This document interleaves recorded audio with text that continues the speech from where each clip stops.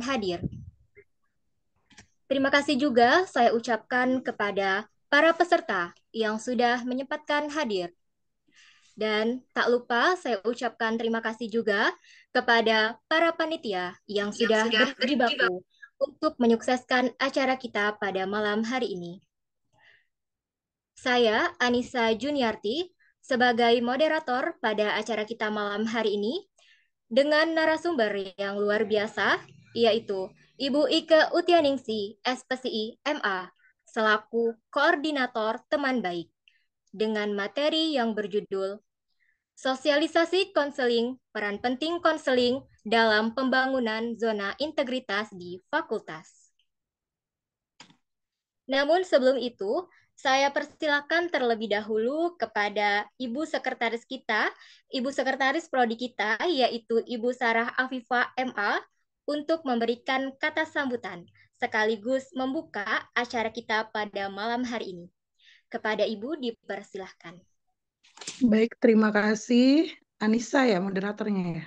Ya, Ibu. Baik, Assalamualaikum warahmatullahi wabarakatuh. Waalaikumsalam warahmatullahi wabarakatuh. Waalaikumsalam. Alhamdulillahirrabbilalamin. Wassalatu wassalamu ala asrofil anbiya wal mursalin. Sayyidina Muhammadin wa ala alihi wa sahbihi wassalam ajmain. Baik, yang terhormat Dekan Fakultas Psikologi UNRAN Fatah Palembang, Bapak Dr. Muhammad Uyun, SPSI MSI, lalu Ibu Wakil Dekan 1, Profesor Dr. Amilda, Ibu Wakil Dekan 2, Ibu Dr. Emma Yudiani MC Psikolog, dan Bapak Abu ya, Bapak Wakil Dekan 3, Bapak Dr. Abu Mansur, dan tentunya yang kita banggakan narasumber kita pada malam hari ini Ibu Ike Utianingsih MA ya Bu ya. Ya, mohon maaf ya kalau ada salah gelar tadi ya. Baik, Alhamdulillah pada malam hari ini kita masih diberi kesehatan ya, nikmat sehat sempat sehingga kita bisa berkumpul dalam kegiatan sosialisasi ya namanya kegiatan sosialisasi peer counseling atau teman baik. Nah, kegiatan ini adalah sebenarnya rangkaian dari sosialisasi yang sudah dilakukan oleh sebelumnya oleh Ibu Siti Hosia ya terkait sosialisasi ZI dan peer counseling ini merupakan suatu layanan yang diberikan dari Fakultas Psikologi, sebuah inovasi ya yang belum tentu ada di fakultas lainnya. Jadi beruntunglah mahasiswa psikologi karena ada layanan ini di Fakultas Psikologi. Eh, Kalau kita lihat ya permasalahan mahasiswa itu bukan hanya masalah akademik ya. Mohon maaf, azan dulu ya. Kita tunda sebentar ya. Atau lanjut aja. Boleh Bu Sarah, siap. Tunda sebentar aja. Oke.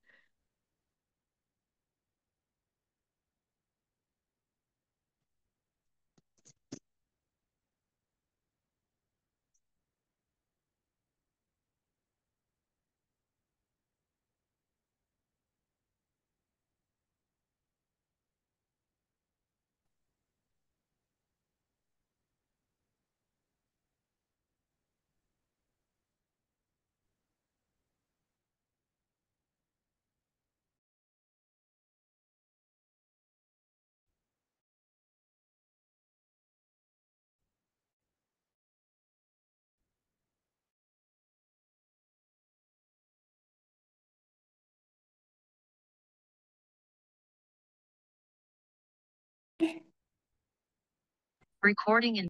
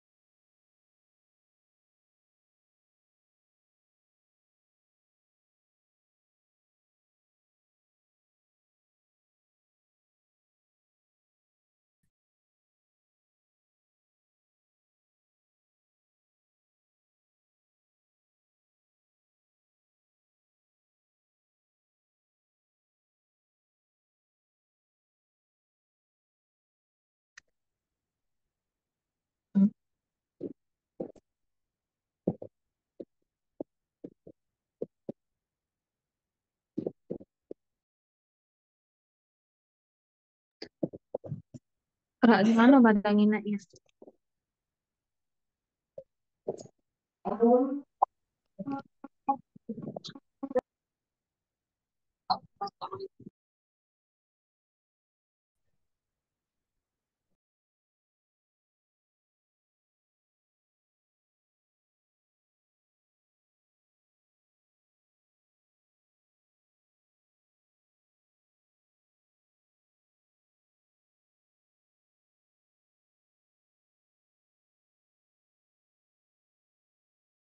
Oke, di sini sudah selesai ya azannya.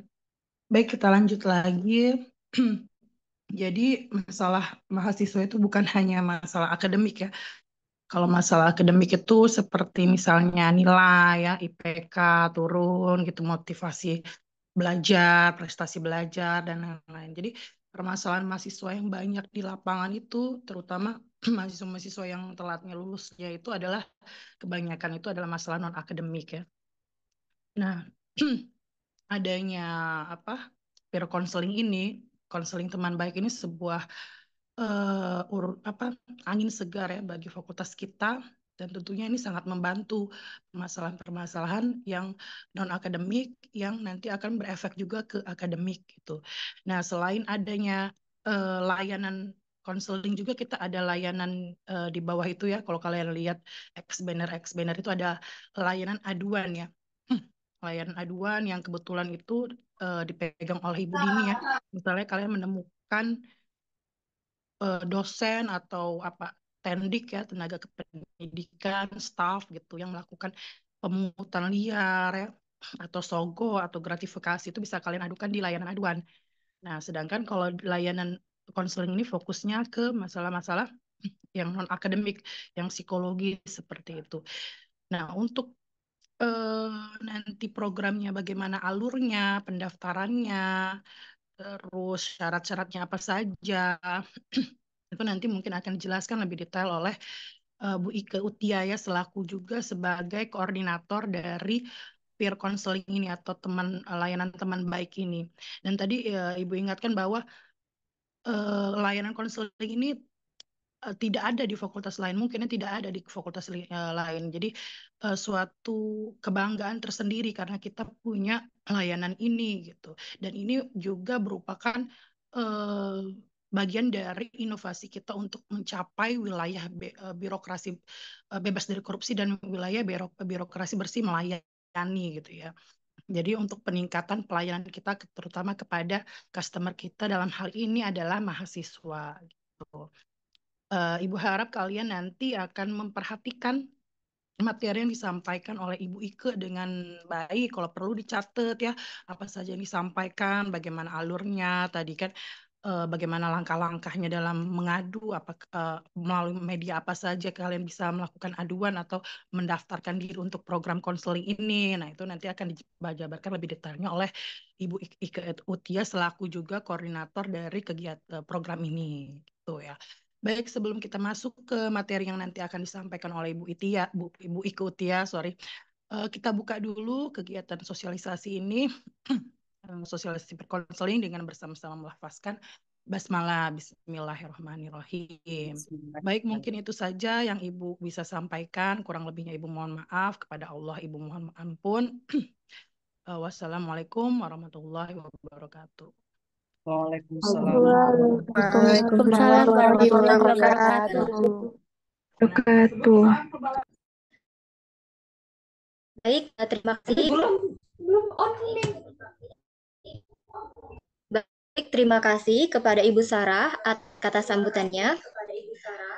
Sebelum kita masuk ke pemaparan materi, kepada teman-teman silakan untuk on cam dulu ya. Kita mau dokumentasi terlebih dahulu.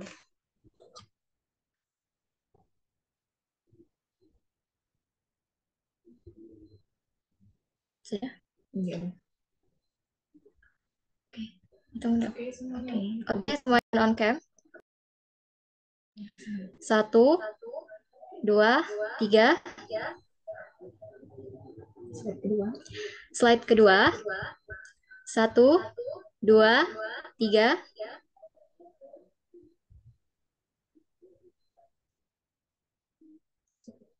Slide ketiga. 1, 2, 3.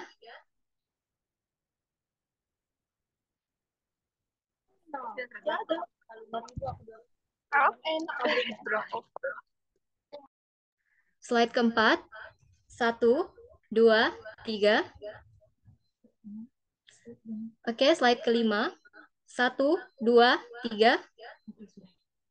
Oke, terima kasih.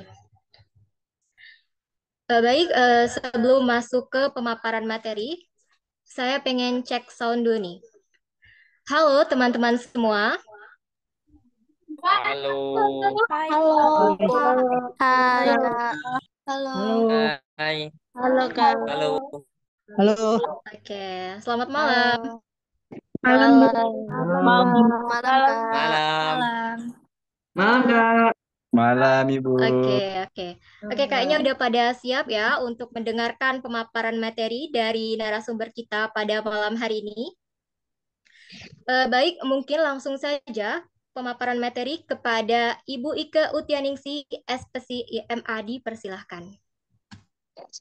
Terima kasih Anissa, terima kasih juga Ibu Sarah yang sudah membersamai kita pada malam hari ini. Bismillahirrahmanirrahim. Assalamualaikum warahmatullahi wabarakatuh. Waalaikumsalam warahmatullahi wabarakatuh. Assalamualaikum warahmatullahi wabarakatuh. Alhamdulillahirrahmanirrahim. Nahmaduhu wa nasta'inu wa nastaghfiruh wa na'udzu billahi min syururi anfusina wa sayyiati a'malina may yahdihillahu fala mudilla lahu wa may yudlil fala hadiyalah. Asyhadu an la ilaha illallah wa asyhadu anna Muhammadar Rasulullah.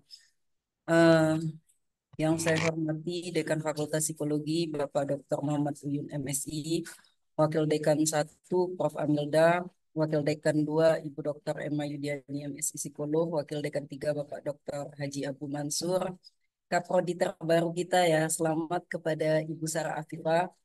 Kalau Sekprodi saya belum tahu siapa, beserta teman-teman, dosen, tendik, dan staf. Puji syukur kita panjatkan kehadirat Allah Subhanahu wa Ta'ala yang mana kita masih diberikan kesempatan berkumpul dalam ruang Zoom ini. Alhamdulillah ya, kalau saya lihat partisipan ini semakin meningkat ya, tapi tetap teman-temannya diajak.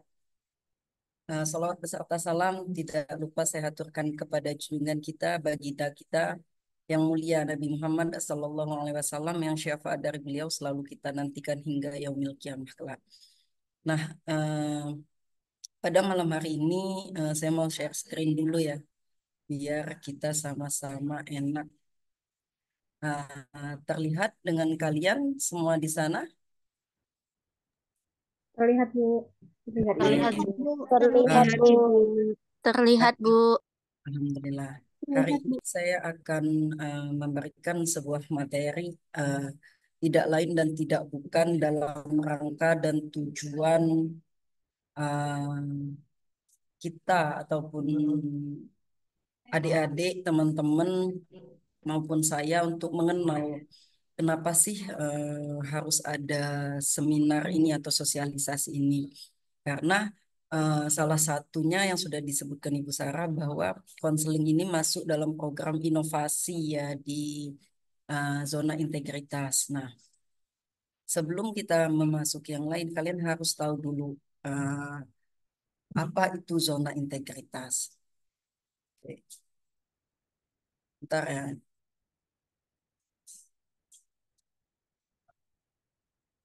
Nah, yang pertama adalah kenapa konseling memiliki peranan penting dalam membangun zona integritas di lingkungan fakultas? Karena konseling ini setidaknya bisa membantu individu dalam meningkatkan integritas ya. Integritas itu sendiri yang kalian mungkin pahami adalah tingkat kejujuran, tingkat keberanian untuk mengatakan sesuatu hal yang mungkin itu bertentangan dengan kebaikan dalam artian misalnya ranah korupsi ataupun ranah hal-hal yang tidak seharusnya ada pada lingkungan fakultas kita, serta etika di dalam institusi pendidikan itu sendiri bagaimana. Artinya dalam zona integritas ini penting banget bahwa kalian mahasiswa pun bisa untuk menolak dan juga melaporkan jika di antara kalian mempunyai atau mengarah kepada indikasi-indikasi tertentu yang mengarah kepada ketidakbaikan, terutama dalam hal kejujuran dan juga etika di dalam institusi pendidikan itu sendiri. Salah satunya yang paling banyak atau fakta di lapangan itu misalnya ketika ujian ya. Nah, di sini Dekanat sudah menegaskan bahwa tidak diperbolehkan lagi membawa makanan dalam bentuk jenis apapun atau bahkan tidak diperkenankan lagi untuk memberikan dosen dalam bentuk gift dan lain sebagainya seperti itu. Nah, sebelum kita masuki zona integritas, kalian harus tahu dulu apa tuh konseling, kenapa ada. Nah, Bu Sarah tadi sudah menyinggung bahwa konseling itu hanya ada di fakultas kita dan ini merupakan reward ya buat kalian yang ingin bercerita kepada teman baik ataupun ingin sekedar sharing karena bukan hanya terbatas pada hal yang bersifat pribadi tetapi juga bisa hal yang bersifat pendidikan, lantas juga karir dan lain sebagainya. Artinya cakupan konseling ini sangat luas. Nah, konseling itu sendiri adalah proses interaksi antara konselor dan klien. Konselor ini adalah individu yang memberikan konseling, sedangkan klien adalah individu yang akan konseling yang bertujuan untuk membantu individu mengatasi masalah. Dalam konteks zona integritas, konseling bisa membantu menciptakan lingkungan yang lebih etis dan transparan. Artinya, dalam konteks zona integritas, konseling ini bisa membantu kita untuk lebih banyak tahu tentang hal lain sebagainya yang kita layak untuk ketahui. Dan juga kita bisa menolak terhadap sesuatu yang menurut kita tidak layak itu sendiri. Nah, kalau dalam zona integritas itu sendiri adalah sebuah komitmen untuk menciptakan lingkungan yang bebas dari korupsi dan juga bersih melayani. Artinya, kalian berhak mendapatkan hak kalian dan juga kalian berhak memenuhi kewajiban kalian. Dalam konteks fakultas, peran aktif konseling untuk mencapai tujuan zona integritas ini sendiri, terutama dalam mendukung nilai-nilai integritas. Nah, sudah saya jelaskan bahwa integritas tidak lain adalah sifat kejujuran, keterbukaan di antara dosen dan mahasiswa, staf dan mahasiswa, ataupun semua sivitas akademika yang berada pada lingkungan fakultas. Dalam hal ini adalah Fakultas Psikologi Unra dan Fatah Palembang.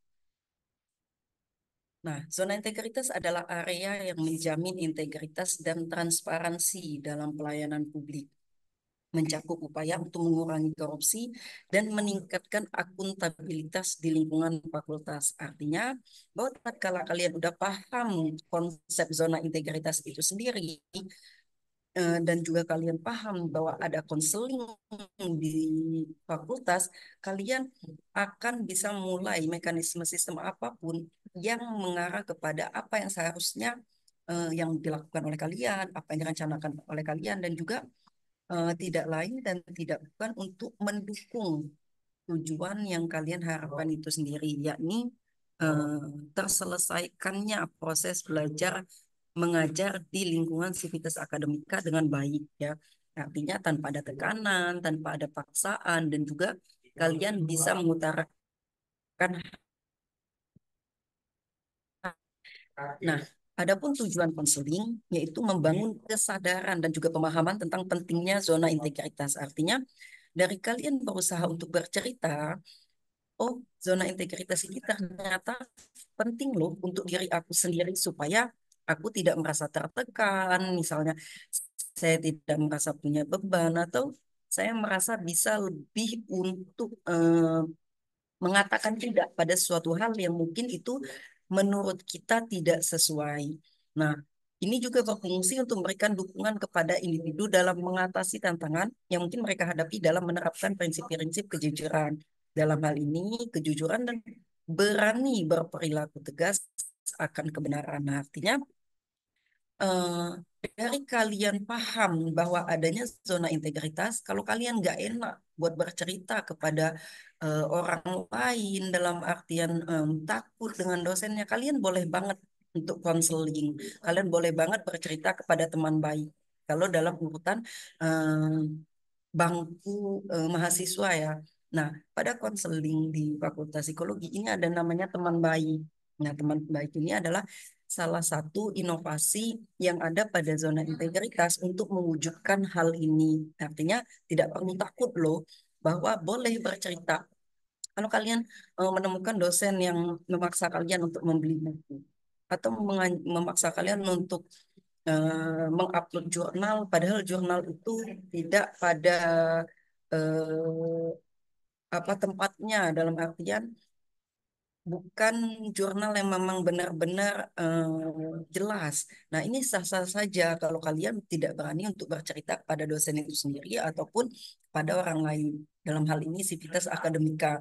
Nah, tetapi justru kalian akan bagusnya diarahkan kepada teman baik itu sendiri karena dengan kalian bercerita kepada teman baik bahwasanya oh teman sebaya ini bisa membantu dan keterjaminan rahasianya ini akan terjamin karena di dalam konseling ada yang namanya informed consent. Informed consent ini adalah bentuk persetujuan antara dua belah pihak di mana tidak ada merasa untuk dipaksa untuk konseling dan bagian dari apapun yang sudah diceritakan itu hanya tahu di antara konselor dan konseli saja seperti itu. Nah, apa sih peran konselor dalam hal ini? Tidak lain dan tidak bukan adalah sebagai mediator atau penengah dalam menyampaikan nilai-nilai kejujuran itu sendiri. Nah, mereka membantu teman baik ataupun konselor membantu mahasiswa dan staf untuk memahami pentingnya etika dan kejujuran dalam setiap tindakan yang diambil, memperkuat pemahaman tentang etika, juga tanggung jawab sosial.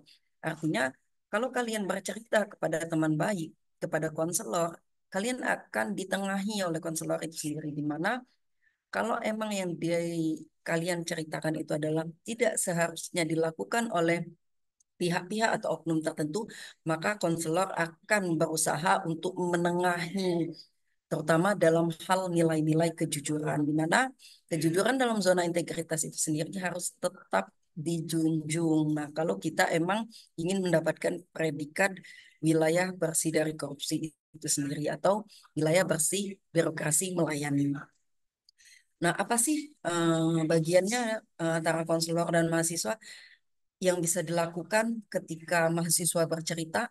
Yang pertama ada yang namanya pendekatan preventif, di mana konseling berperan dalam pendekatan terhadap perilaku yang tidak etis atau tidak sesuai dengan memberikan dukungan emosional dan juga psikologis. Artinya peran konselor di sini adalah mencegah mahasiswa terlibat dalam tindakan yang merugikan. Nah, kalian akan dinasihatin di sana, akan diarahkan, akan diberikan pendekatan, ya ini pendekatan preventif.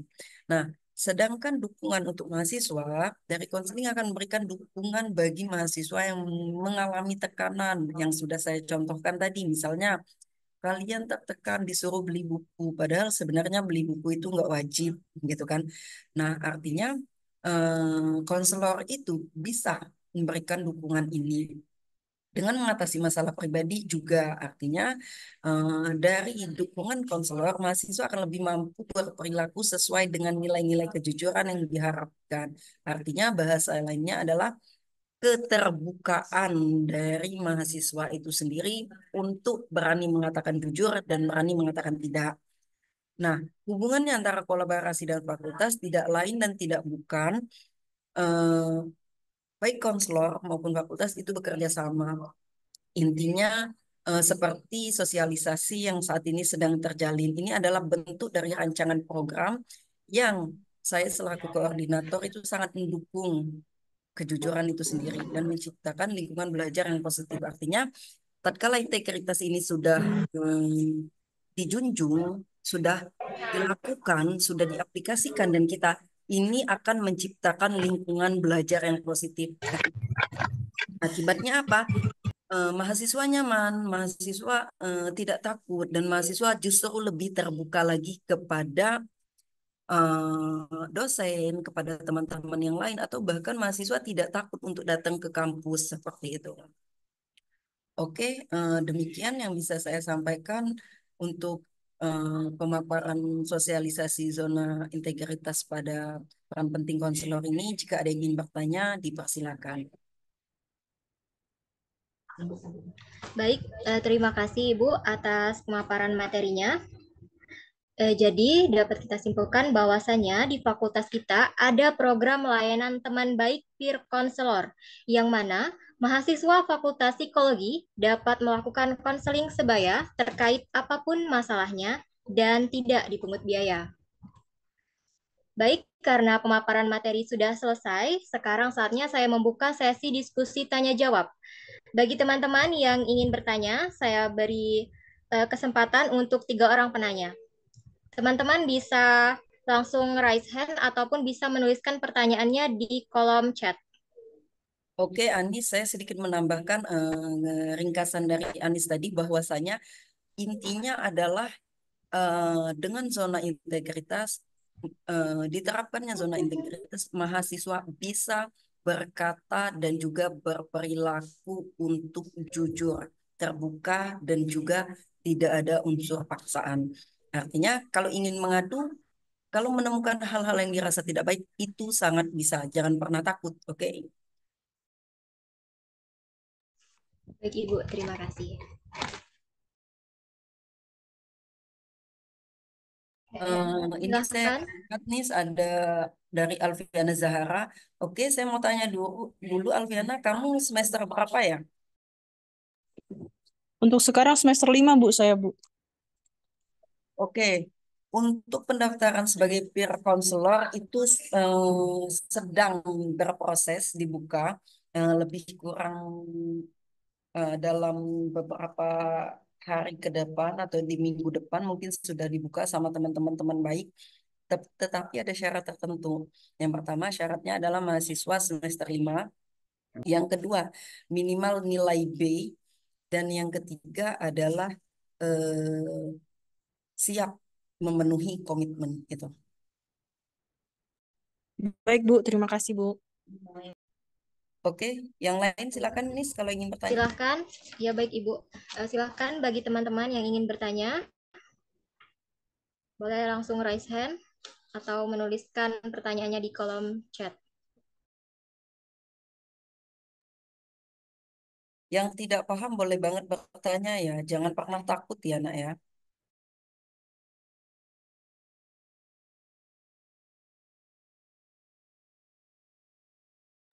Baik Ibu, sepertinya sudah ada pertanyaan dari Dwi Anugrah Cahaya. Silahkan Ibu, boleh langsung untuk dijawab. Oke, dari Dwi. Ibu izin bertanya, untuk tim peer counselor itu dosen atau mahasiswa ya Bu? Dan bagaimana jika ada kebocoran terhadap keluh kesah si konseling? Apakah ada tindakan dari kampus terhadap konselor tersebut?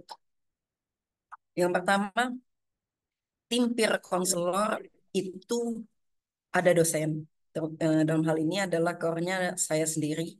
Dan tim dari konselor itu adalah ada namanya teman baik. Teman baik itu adalah mahasiswa yang sudah mengikuti pelatihan dan juga mahasiswa yang sudah menempuh mata kuliah bimbingan konseling. Nah, bagaimana jika ada kebocoran terhadap keluh-kesah konseling? Nah, inilah tugas kenapa kita adanya informed consent. Nah, di mana dari informed consent ini adalah bentuk persetujuan antara kedua belah pihak. Kalaupun ada kebocoran di antara, misal, kalau memang itu terbukti, kalau memang ini yang harus digarisbawahi, kalau memang itu terbukti dari yang bersangkutan dalam hal ini adalah konselor, artinya akan ada sanksi tentunya dari ini pihak fakultas seperti itu. Gimana, Didi? Terima kasih, Bu. Baik, terima kasih Bu. Oke, selanjutnya ada pertanyaan dari Joni Wijaya. Mungkin bisa Nisa bantu untuk bacakan pertanyaannya, Bu. Izin bertanya, Bu, untuk pendaftaran sebagai peer counselor, apakah masih bisa meskipun sudah di semester 7 saat ini, Bu? Terima kasih. Baik, Oke, langsung Nisa serahkan kepada Ibu. siap. Terima kasih, Anis. Untuk pendaftaran sebagai peer counselor, apakah masih bisa meskipun sudah di semester 7 saat ini, Ibu? Untuk Joni, mohon maaf banget, prioritinya adalah kepada mahasiswa semester 5. Kenapa? Tadi input kita udah rapat, bahwasanya kalau udah semester 7 ini, pertama udah nggak tahu di mana, yang kedua bukan waktunya udah fokus mau skripsi dan lain sebagainya. Nah, peer counselor tidak bisa ada di mana karena dia ada jadwal jam tertentu di mana mereka harus standby dan juga permintaan untuk klien dalam hal ini adalah mahasiswa lain yang ingin bercerita kepada konselor ini tidak bisa sembarangan. Ada jam-jamnya, di mana jam-jamnya ini pun harus penyesuaian. Nah, kalau Joni dalam konteks semester 7 ini, artinya kan untuk mata kuliah sudah berkurang. Nah, dari sana waktu Joni mungkin terfokus sudah pada skripsi. Nah, ini akan menyulitkan Joni sendiri untuk melangkah ke depannya. Artinya memang difokuskan kepada teman-teman yang berada dalam konteks lingkungan sivitas akademika yang dimana mereka bisa setiap hari standby di kantor seperti itu. Gimana, Joni?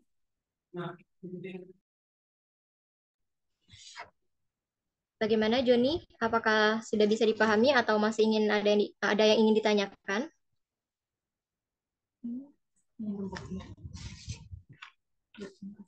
Oke, sepertinya sudah jelas ya. Terima kasih Ibu.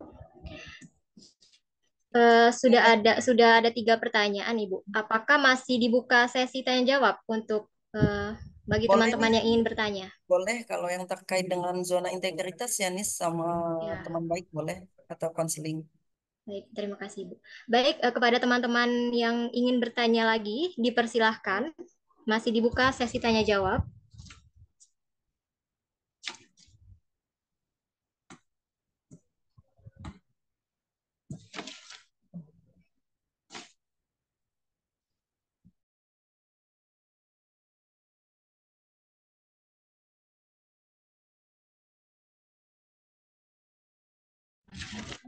Oke, sembari menunggu pertanyaan, silahkan pada teman-teman untuk mengisi absensi terlebih dahulu di kolom chat ya.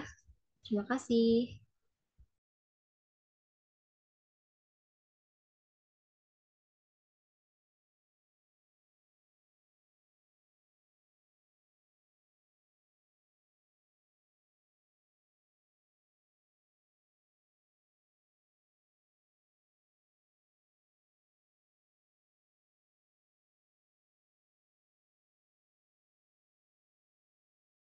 Oke, kalau nggak ada yang bertanya nih, apakah teman-teman, adik-adik, anak-anak sekalian sudah cukup paham dengan apa yang saya jelaskan tadi? Bagaimana teman-teman? Apakah sudah bisa dipahami penjelasan dari Ibu Ike tadi? Udah, Ibu. Iya Bu, insya Allah ya Bu. Insya Allah ya, Bu. Ibu boleh izin bertanya lagi? Silakan, Dwi. Boleh, Dwi. Izin Ibu, sebenarnya ini saya Cahaya kurang tahu. Ini termasuk zona integritas atau bukan? Mengenai ketika pada saat mahasiswa melakukan sidang seperti Sempro, Semhas dan lainnya, apakah fakultas tidak apa-apa jika siswa tersebut seperti membawa karangan bunga dan segala macamnya? Karena ada beberapa kampus itu melarang hal tersebut, Bu. Nah, apakah di Fakultas Psikologi itu tidak apa-apa atau ada semacam larangan dan sebagainya, Bu? Oke, membawa karangan bunga, makanan, dan lain sebagainya. Saya harus menjelaskannya satu persatu. Untuk membawa makanan dalam konteks ujian di ruang sidang, itu tidak diperkenankan. Memberikan dosen makanan atau memberikan hidangan di ruang sidang, ataupun bahkan menghadiahkan dosen ketika sidang makanan itu tidak diperkenankan. Kalau bahasa Arabnya apa, Syam? Haram, ya. Hmm. Nah, artinya tidak boleh. Tetapi kembali lagi, kalau ingin membawa karangan bunga, bentuk ungkapan dan lain sebagainya, konteksnya itu bukan untuk fakultas, tetapi personal kalian sendiri yang ingin menghadiahkan teman. Nah, kalau bentuk bunga artinya bukan dalam konteks ranah zona integritas. Tetapi karena konteksnya kalian adalah mahasiswa, itu sebaiknya tidak dilakukan. Karena kenapa? Apalagi mohon maaf, fenomena yang saya lihat, Sempro, Kompre, dan lain-lain sebagainya. Nah, perjalanan itu masih panjang. Nah, itu belum finish. Artinya, kalau untuk anak pribadi kalian, sesama kalian, bukan di dalam lingkungan sivitas akademika, itu silakan saja. Tetapi, kalau di dalam lingkungan sivitas akademika, tolong dipertimbangkan lagi kalau untuk bunga. Tetapi kalau masalah makanan itu diharamkan atau tidak diperkenankan. Oke, Cahaya, gimana? Oke, dilanjut Anis. Baik, terima kasih Bu atas penjelasannya. Baik, bagi teman-teman yang lain mungkin masih ada yang ingin bertanya, dipersilahkan.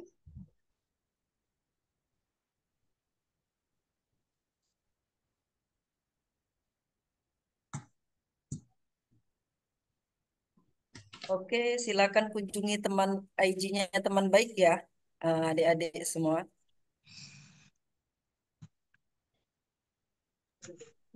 Ada yang ingin bertanya, silakan. Kalau tidak ada, disimpulkan aja nih. Yang lain sudah paham? Insya Allah paham, Bu. Oke, baik. Terima kasih kepada Ibu Ike yang sudah menjelaskan materi pada malam hari ini, dan juga terima kasih kepada teman-teman yang sudah bertanya. Karena pemaparan materi sudah selesai, sesi diskusi tanya jawab juga sudah selesai. Sebelum saya tutup, saya ingin menyampaikan bahwasanya teman-teman jangan sungkan ataupun takut untuk bercerita kepada teman baik jika ada keluhan ataupun masalah. Untuk alur pendaftarannya, yang pertama, silahkan kunjungi Instagram teman baik, FPC, dan mendaftar di link bio IG teman baik, atau bisa langsung scan kode di banner pojok konseling yang sudah ada di fakultas kita, yaitu ada di depan lab, di depan lift lantai 1. Yang kedua, setelah mengklik link pendaftaran, jangan lupa mengisi identitas diri terlebih dahulu. Yang ketiga, dilanjutkan menceritakan keluhan ataupun masalah yang ingin diceritakan. Yang keempat, silahkan pilih sesi konseling dan memilih konselor sebaya yang diinginkan. Di sini mahasiswa juga bisa memilih untuk bercerita kepada dosen kita yaitu Ibu Ike Utianingsih. Dan yang terakhir, silahkan untuk menyetujui dan bersedia pada pernyataan persetujuan serta mengklik submit. Dengan begitu, teman-teman semua sudah menggunakan layanan teman baik peer counselor. Nantinya, teman-teman akan dihubungi oleh pihak teman baik untuk melakukan konseling di ruang konseling yang ada di lab Fakultas Psikologi sesuai sesi dan konselor sebaya yang telah dipilih. Baik, mungkin itu saja yang saya sampaikan. Saya Anissa Juniarti, pamit undur diri. Apabila ada salah kata, saya mohon maaf. Kepada Allah, saya mohon ampun. Saya akhiri. Wallahul muafiq ila aqwamit thoriq. Wassalamualaikum warahmatullahi wabarakatuh. Waalaikumsalam warahmatullahi Warahmatullahi wabarakatuh. Waalaikumsalam warahmatullahi wabarakatuh. Billahi taufiq wal hidayah. Assalamualaikum warahmatullahi wabarakatuh. Waalaikumsalam warahmatullahi Waalaikumsalam wabarakatuh. warahmatullahi wabarakatuh. Lip ya, yang belum ngisi absen silakan isi di link room chatnya. Salam sehat jiwa. Terima kasih, Ibu. Terima kasih, Bu. Terima kasih, Bu. Terima kasih, Bu. Terima Terima kasih, kasih, Bu. Bu. Terima kasih. Terima kasih, Bu. Terima kasih, Bu. Baik, terima kasih kepada seluruh teman-teman sekalian dan boleh untuk meninggalkan ruang Zoom ini. Sekali lagi terima kasih sudah meluangkan waktunya teman-teman. Sama-sama, Kak. Terima kasih juga Kak Aziz. Terima kasih juga, Kak Aziz. Teman-teman jangan lupa absen. Jangan lupa absen ya. Dan Ya, juga kunjungi Kak. IG teman baik ya. Insya Allah, Kak. Oke, Kak. Oke, ditunggu ya.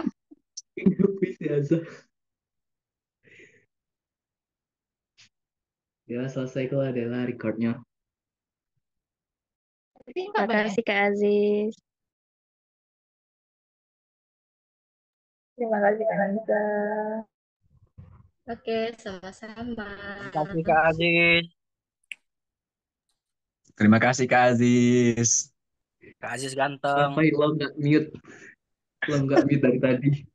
Kak Aziz ganteng, makasih. Siap lo. Dah, semuanya terima kasih dan juga jangan lupa di absen ya. Kak Saya Aziz. saya akhiri. Kak Aziz. Izin Kak Aziz. bilang Kak lain Aziz, masya Allah, Kak Aziz. Dia mulai ngapain? Bye semua.